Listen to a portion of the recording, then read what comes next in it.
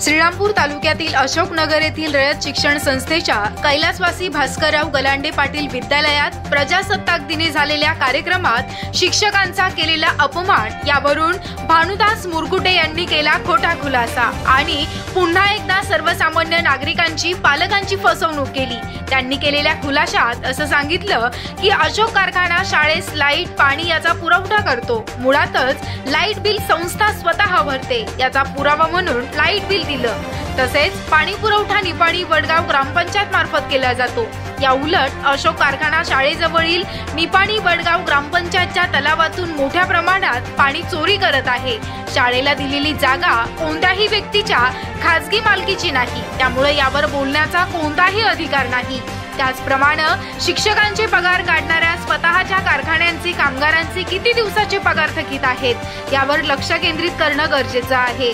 तसेच शिक्षकांना किती पगार द्यायचा आणि किती नाही द्यायचा यासाठी शासन आहेच, अशोक कारखाना नाही। स्वतःच्या कारखान्याची 400 कोटींच्या आसपास झालेलं कर्ज कसं कमी करता येईल आणि शेतकऱ्यांच्या ऊसाला FRP प्रमाणे भाव कसा देता येईल आणि कार्यक्षेत्रात डिझेल कारखान्याला जाणार नाही याकडे जास्त लक्ष देण्याची गरज असून आपलं लक्ष विचलित झाल्यानं असे प्रकार घडत आहेत। आणि मुरकुटेंनी जर शाळेला एक छदामयी आर्थिक मदत केली असेल तर सार्वजनिकरित्या जाहीर करण्यात यावी। तसेच या लोकांना आपल्या शाळेतील विद्यार्थ्यांचा इतका कळवळा असता तर जिल्हा परिषद शाळेच्या 5 फूट अंतरावर बेकायदेशीर तलाव निर्मितीमुळे 3 शाळकरी मुलांचा मृत्यू देखील झाला आहे, याची ही जाण आपल्याला नाही का? त्यावेळेस त्यांची बुद्धी कुठं भ्रष्ट झाली होती का? हा केवळ स्टंटबाजी आणि खोट्या प्रसिद्धीसाठी करत असलेला प्रकार आहे। अशा व्यक्तींवर गुन्हा दाखल झाला, त्याचा विचार केला असता सदरील व्यक्तीने शिक्षक वर्गाला संस्काराचे उद्देश करणं योग्य ठरत नाही। केवळ आपली बेबंद हुकुमशाही आणि शालेय प्रशासनाला आपला हेतू साध्य करण्यासाठी शालेय संस्थांचा वापर करणाऱ्या व्यक्तींचा वेळीच बंदोबस्त करणं गरजेचं आहे। अशा लोकांना मुलांसमोर आणून काय आदर्श देणार?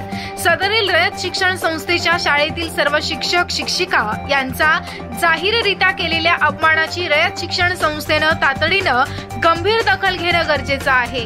तसेच या प्रकाराबाबत गुन्हेगारी पार्श्वभूमी असणाऱ्या जामिनावर बाहेर फिरणाऱ्या आरोपींना शाळेचं व्यासपीठ कोणत्याही परिस्थितीमध्ये उपलब्ध करून देण्यात येऊ नये, अशी मागणी निपाणी वडगाव परिसरातील कर्तव्यदक्ष नागरिकांच्या वतीनं संस्थेकडे करण्यात येत आहे।